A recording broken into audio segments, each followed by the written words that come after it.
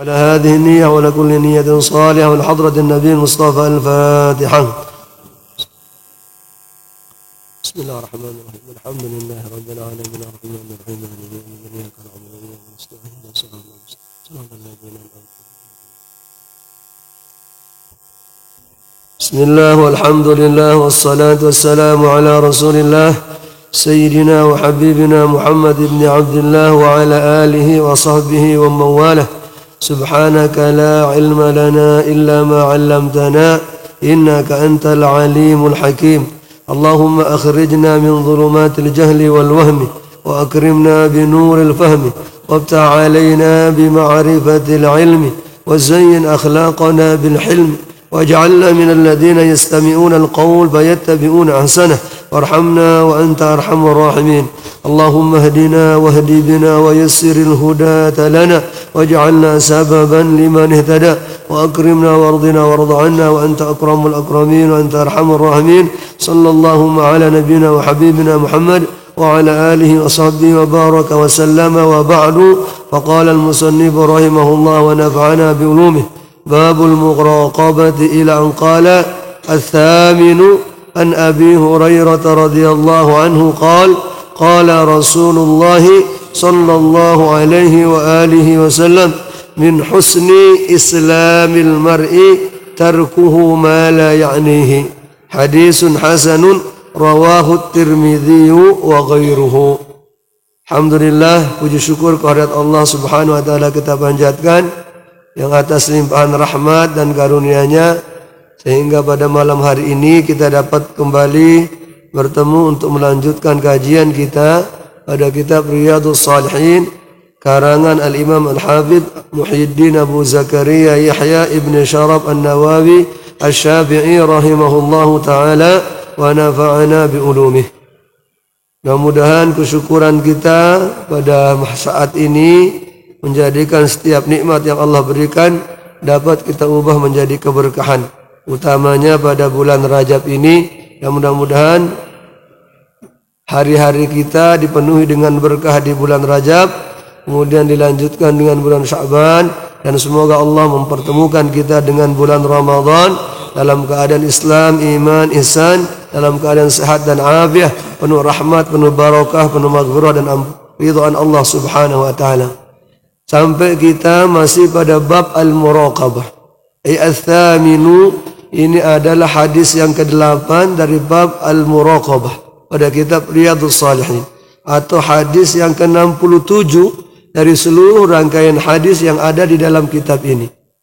Hadis yang ke-8 ini oleh Imam Nawawi diriwayatkan dengan sanadnya yang muttasil kepada sahabat Abu Hurairah radhiyallahu anhu. An Abi Hurairah radhiyallahu anhu qala, berkata Abu Hurairah, qala Rasulullah sallallahu alaihi wasallam, telah bersabda baginda Rasulullah sallallahu alaihi wasallam: min husni islamil mar'i tarkuhu ma la ya'nihi.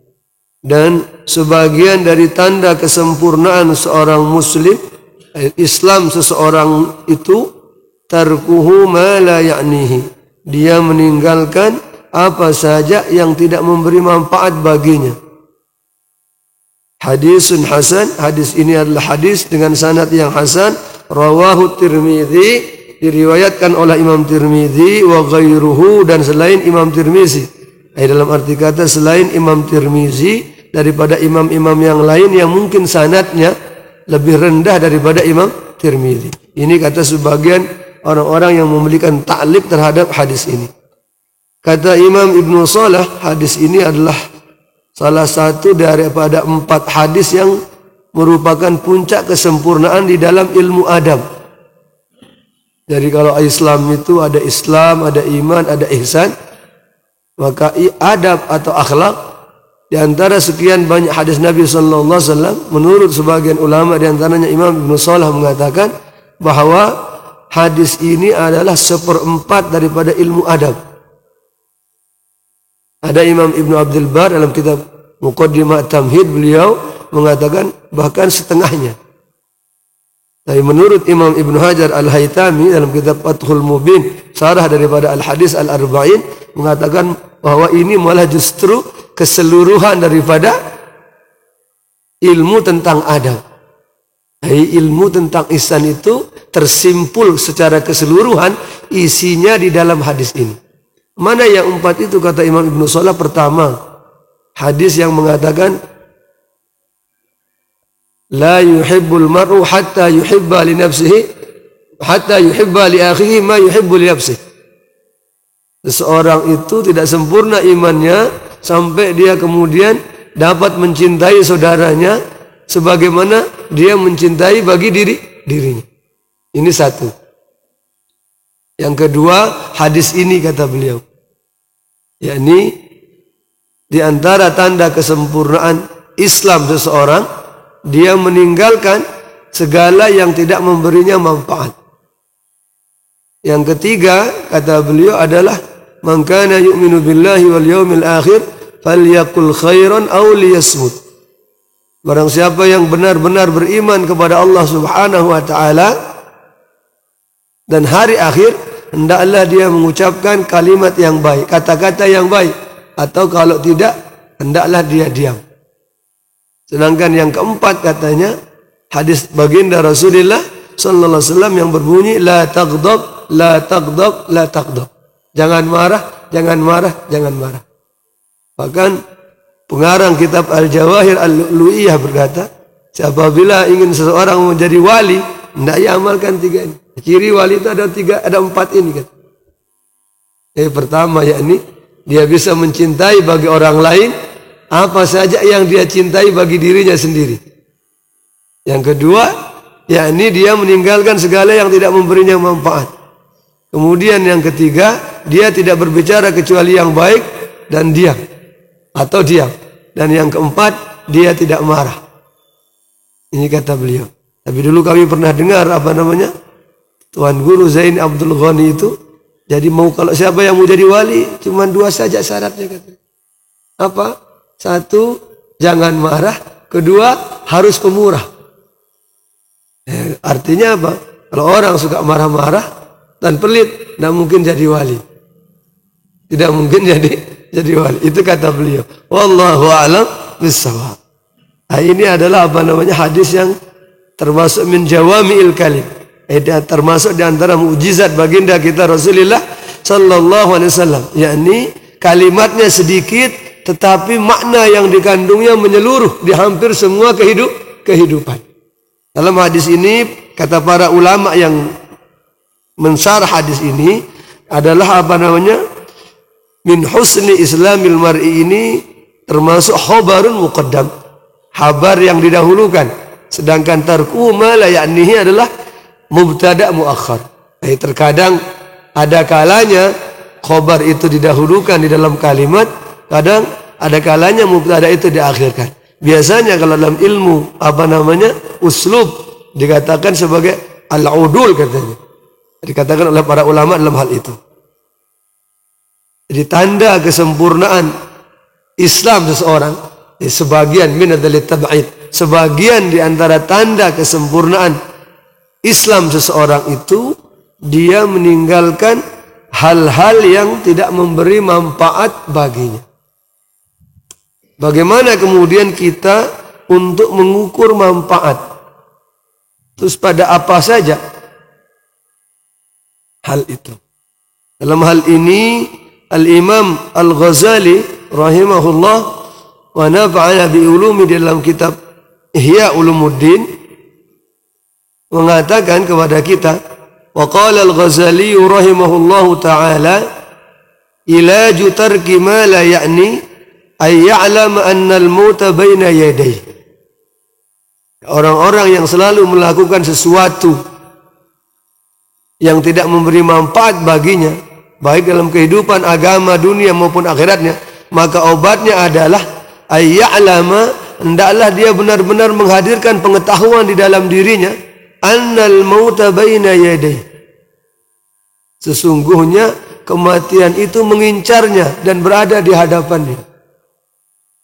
Wa annahu mas'ulun an kulli kalimatin takallama biha, dan dia pasti akan ditanya oleh Allah Subhanahu wa taala tentang setiap kata yang dia ucapkan dari lidahnya.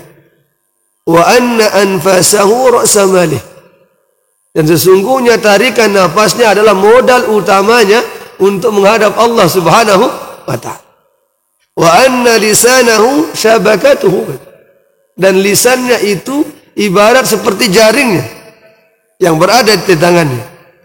Yaqdiru ala an yaqtanisa aw yastada biha al-hurul 'ain. Bisa saja dengan lisannya itu dia bisa menjaring untuk banyak mendapatkan al-hurul 'ain. Segala kesenangan yang sedap dipandang oleh mata pada kehidupan akhirat kelak. Fa ihmaluhu wa tad'ihu fima la ya'nihi khusranun mubin. Maka menyia-nyiakannya dari ucapan maksudnya, tarikan nafas, menyia-nyiakan seperti itu pada sesuatu yang tidak memberinya manfaat adalah kerugian yang benar-benarnya nyata. Bahwa beliau kalau kita pakai mafhumul mukhalafahnya, apa namanya, ukuran la ya'ni, sesuatu yang tidak memberi manfaat, sesuatu yang tidak mendatangkan hal yang penting bagi dirinya, baik di dalam urusan agama maupun urusan dunianya. Segala sesuatu sidene penting le urusan agama ente, le urusan dunia ente, itu termasuk perkara la ya'ni, sesuatu yang tidak mendatangkan apa? Manfaat. Nah, disinilah apa namanya, letak luar biasanya Imam Nawawi ini memasukkan apa namanya, hadis ini sebagai bagian dari bab muraqabah. Bab yakni pengawasan. Untuk memberitahukan kepada setiap orang dari kita bahwa hanya orang yang betul-betul merasa dekat dengan Allah atau merasa diawasi oleh Allah yang bisa meninggalkan sesuatu yang tidak memberi manfaat. Karena mayoritas dengar itu kadang-kadang apa namanya, dianggapnya segala sesuatu memberi manfaat. Wa min kalami ba'di salaf, kata Imam Ibnu Hajar, di antara sebagian ucapan para ulama salaf itu adalah man alima anna kalamahu min amalihi qalla kalamuhu. Setiap orang itu menyadari bahwa ucapannya termasuk bagian dari perbuatannya, qalla kalamuhu, maka niscaya dia akan menyedikitkan pembicaraannya, perkataannya. Esai-esai jari yang ucapannya bagian lekan perbuatan, maka niscaya dia akan berhati-hati dengan ucapan sehingga sedikit dia berkata-kata. Illa fima ya'nihi, kecuali pada sesuatu yang dapat memberinya manfaat untuk urusan dunia maupun untuk urusan agama. Wa man sa'ala amma la ya'nihi sami'a ma la yurdihi. Barang siapa yang bertanya tentang sesuatu yang tidak memberi manfaat bagi dirinya, baik urusan agama maupun apa namanya, dunianya, sami'a ma la yurdihi. Jangan salah, jangan heran kalau nanti dia akan banyak mendengar sesuatu yang tidak senang untuk dia dengar. Setiap kali dengan pengetahuan sesuatu sedang memberi manfaat bagi dirinya, nanti akan banyak dia mendengar sesuatu yang tidak menyenangkan. Apa maksud kalimat ini? Kalimat ini memang luar biasa, simple tapi padat. Misalkan dalam kehidupan sejelo-jelo, kita ada dengan dua tokol, ngeraos A, B, C, D, J. Kita itu karena semangat ngeraos, padahal hal itu tidak memberi manfaat bagi kita, ini tidak ada berkenaan pada diri kita. Sengaja terapat-rapat tokol milu, andek temilu apa nih? Nemplong raos. Agar kadang-kadang pada milu dan nemplong raos gitu, nah, kita akan mendengar hal-hal yang tidak memberi manfaat bagi, padahal itu tidak memberi manfaat untuk kita. Dan itu banyak dilakukan oleh orang. Karena si paling mudah ini adalah barangnya kata-kata. Maka katanya Imam Ghazali lagi, haddu ma la ya'nika fil kalam, batasan di dalam pembicaraan, di dalam ucapan, batas sesuatu itu dikatakan tidak memberi manfaat adalah an tatakallama bima law sakatta anhu lam ta'tham wa lam tatadarrar halan wa ma'alan. Dibatas dalam ucapan si ta'arani yang dia memberi manfaat menurut Imam Ghazali adalah ketika seseorang berbicara tentang sesuatu yang kalau dia diam tentang sesuatu itu tidak mendatangkan dosa baginya dan tidak mendatangkan sesuatu yang mendatangkan kecelakaan baginya, baik di dalam kehidupan dunia maupun kehidupan akhirat. Ini batas nih. Diarani ini dalam ucapan karena orang memang paling banyak dilakukan oleh orang itu terhadap sesuatu yang tidak memberi manfaat bagi dirinya itu adalah ucapan. Di dalam apa? Kata-kata. Marak seburuk dua dengan anda tokol boleh biasa-biasanya pernah berzikir itu kan jauh lebih utama. Lagu pang na miludang dia pelongin raus. Mencerita dengan Tuhan lainnya kan demen dongak raus itu. Dongak raus kan? Kecuali itu hal-hal yang bermanfaat. Misalkan orang ada kiai, ada tuan guru, apa mengajar sesuatu kemudian dia mendengar, itu bagus, memberi manfaat tambahan bagi kehidupan agamanya maupun kehidupan dunianya maupun kehidupan akhiratnya. Lalu hal-hal yang bermanfaat. Ini terutama orang-orang yang suka nganggur di jalan. Dengan si demen-demen toko oleh langan. Hal-hal yang begitu. Kadang-kadang kita yang tokol, milih tokol oleh raus dan hal-hal yang bermanfaat. Seperti begitu. Maka katanya Imam Ghazali, batas dalam ucapan yang tidak memberi manfaatnya adalah teduk dalam ucapan itu, maka teduk tidak membawa dosa bagi kita. Dan juga tidak mendatangkan celaka bagi kita, baik dalam urusan dunia maupun dalam urusan akhirat. Fa innaka bihi yadhi'u zamanaka wa tuhasabu ala ma nataqa bihi lisan. Sesungguhnya ucapan yang apabila engkau diam itu, andai pun ada tidak dia berdosa, tidak mendatangkan dosa bagimu, tetapi dia telah menghilangkan waktumu. Maksudnya berbicara tentang hal-hal yang mungkin barang mubah, tapi tidak mendatangkan manfaat barang itu, tetapi dia sudah menghilangkan waktu. Padahal waktu itu waktu hasabu, orang akan dimintai pertanggungjawaban tentang waktu. Tadi beliau katakan apa? Yang paling berharga dari seorang itu adalah justru waktunya. Dengan abarannya sugi barang dengan denara, beda tidak waktunya. Beda 24 jam. Si sehat barang sakit, beda tidak waktunya. Beda 24 jam doang. Yang berkuasa dan papa juga waktunya sama, 24 jam. Pedagang dan juga apa namanya sama, 24 jam. Maka rasul mal, modal utama orang yang namanya waktu. Ngumbe-ngumbe sugi dia lagu mati. Innalillahi, dan orang manfaat sugi. Bagaimanapun sehatnya tapi mati, maka tidak ada lagi. Akan tadi katakan. Dan kalau orang misalkan apa namanya mengingat hal demikian, maka otomatis dia tidak akan membuang-buang waktunya untuk berbicara sesuatu yang tidak memberi manfaat. Karena dia tahu selain bahwa pembicaraannya itu akan dimintai pertanggungjawaban oleh Allah Subhanahu wa taala, juga waktunya yang dia lakukan itu juga dimintai pertanggungjawaban. Walau sarabtahu fil fikri wad du'a rubbama yanfahu laka min nafahatihi au ay yu'tika min ataya.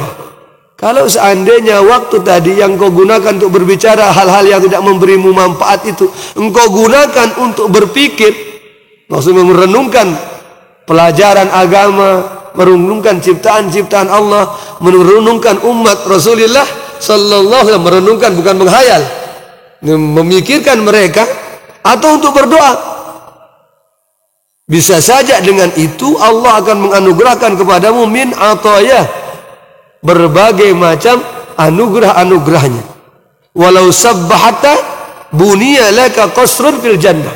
Atau kalau engkau gunakan dia untuk bertasbih, Allah akan membangunkan bagimu singgasana di surga.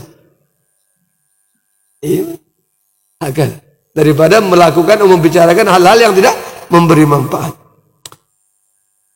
Wakila dikatakan inna kullu kalimatin fima la ya'ni yuqafu 'alaiha al-'abdu fil akhirati khamsa waqafatin. Ada pendapat ulama yang mengatakan setiap kata yang keluar dari lisan seseorang pada sesuatu yang tidak memberi manfaat baginya, baik dalam urusan agama, dunia maupun akhiratnya, nanti dia pada hari kiamat dengan setiap kata itu akan diberhentikan pada hari akhirat itu dalam bentuk 5 pemberhentian. Yatulu biha hisabuhu wa hauluhu. Yang 5 pemberhentian itu akan begitu panjang urusannya dan begitu dahsyat kerugian dikatakan. Wa yadhubu lahmuhu wa qalbuhu. Bahkan kata itu nanti akan membuat dia punya daging dan hati itu betul-betul mendidih saking takutnya. Mana yang 5 itu? Kata para ulama, sebagian ulama berkata begitu. Pertama, awwaluha ayyuqalu lahu, ditanyakan kepadanya, lima qulta kalimati kadza, kenapa kamu katakan kata itu dulu?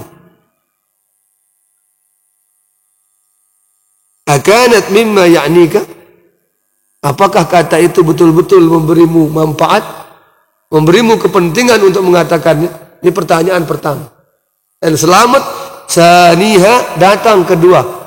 Hal nafa'atka idza qultaha, apakah akan memberimu manfaat jika kamu mengucapkannya? Dan selamat pertanyaan ketiga datang. Hal darratka law lam taqulha, apakah akan mendatangkan celaka bagimu kalau kamu tidak mengatakannya?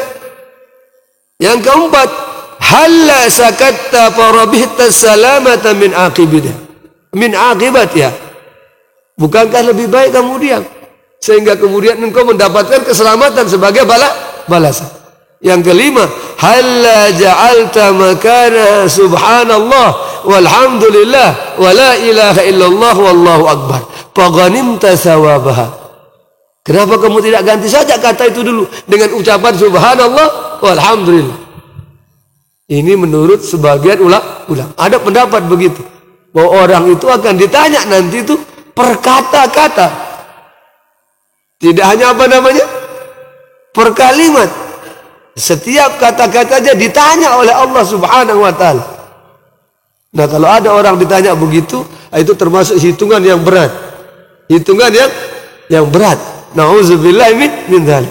Nah, kalau orang dihitung dengan yang berat, pasti dia akan tergelincir.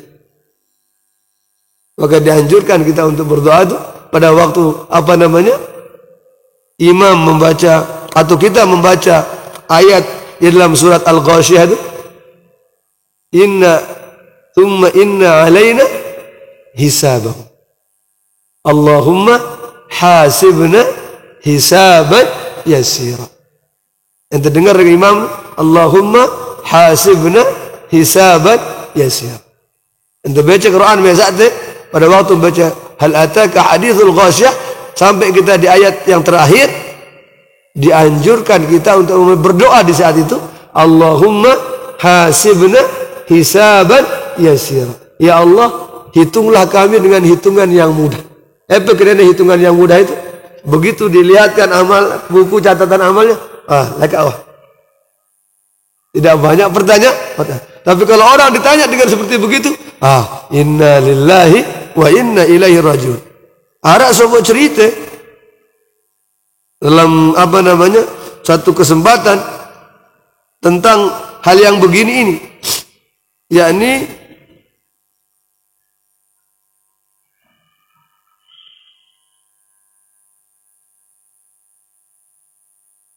sebentar, kalimat. Ada kalimat luar biasa dinukil oleh hadis yang luar biasa dinukil oleh Imam Ibnu Hajar dalam kitab Al-Fathul Mubin ini tentang seseorang yang mati syahid. Wa qala Anas radhiyallahu anhu, berkata sahabat Anas bin Malik, semoga Allah meridai beliau, Ustushhida minna gulamun yauma Uhud. Ada anak muda yang ikut berperang di perang Uhud dan dia mati syahid. Fawujida ala batnihi hajarun minal ju'. Dia didapati di anak muda yang ikut mati dan dia mati syahid dalam perang Uhud itu, dilihat perutnya terikat dengan batu untuk menunjukkan bahwa dia menahan laparnya. Famasahat ummuhu turab an wajhihi. Ibunya yang melihat anaknya yang mati syahid dalam keadaan kelaparan itu, kemudian mengusap wajah putranya, mengusap debu yang melekat di wajah putranya itu. Wa qalat, dan ibunya ini berkata, hani'an lakal jannah. Sekarang berhenti, engkau lapar, engkau sudah masuk ke dalam surga. Bergembiralah engkau, bersenang-senanglah engkau saat ini di dalam surga. Habislah laparmu di dunia. Dengar deh baginda Rasulullah. Waqala Rasulullah sallallahu alaihi wasallam. Mendengar ucapan ibunya itu, beliau berkata, "Wa ma yudriki la'allahu kana yatakallamu fima la ya'nihi wa yabkhalu bima ya'nihi." Dari mana kamu tahu? Apakah mungkin kamu tidak? Apakah kamu tahu? Dari mana kamu tahu?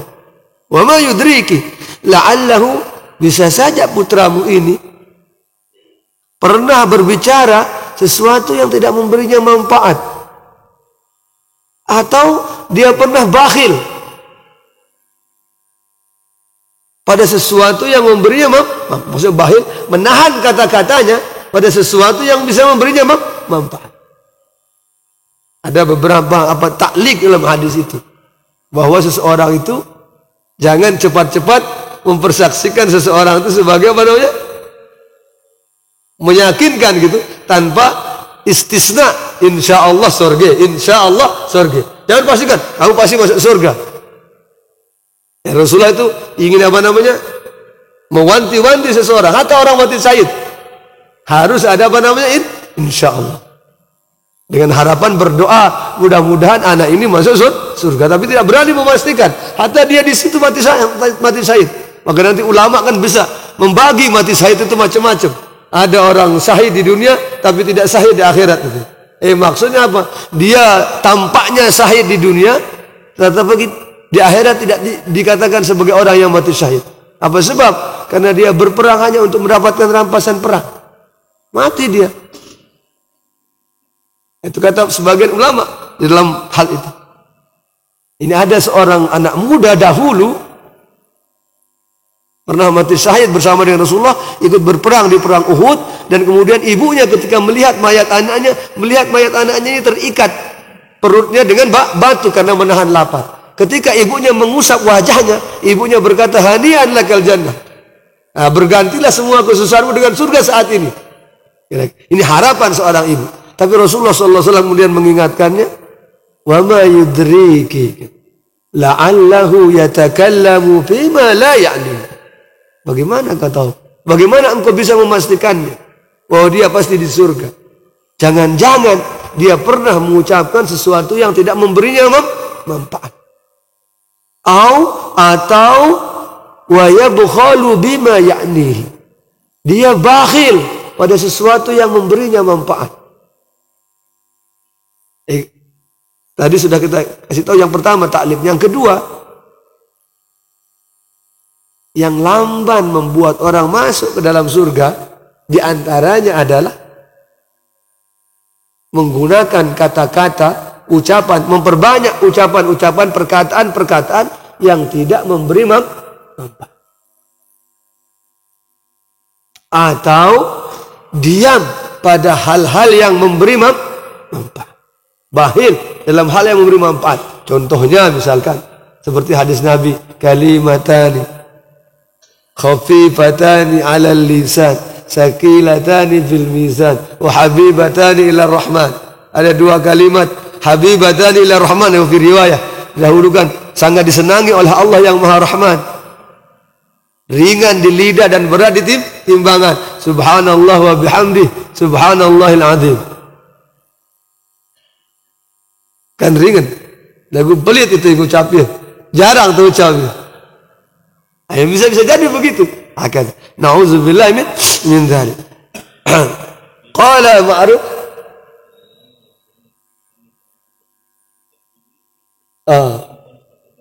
Betul. Kebalikannya juga betul. Sebagaimana kita tidak boleh memvonis seseorang itu masuk surga, begitu juga kita tidak boleh memvonis seseorang itu masuk neraka. Karena hak surga dan neraka itu adalah Allah Subhanahu wa ta'ala. Hanya memang kita dianjurkan oleh Nabi untuk mempersaksikan kebaikan bagi saudara kita yang meninggal. Kalau kita benar-benar tahu pernah dia berbuat baik. Tapi kalau dia misalkan kita tidak pernah dia berbuat baik, berbes beton. Baik, khair milu. Hendak kena milu. Anda degite, kecuali ada gite.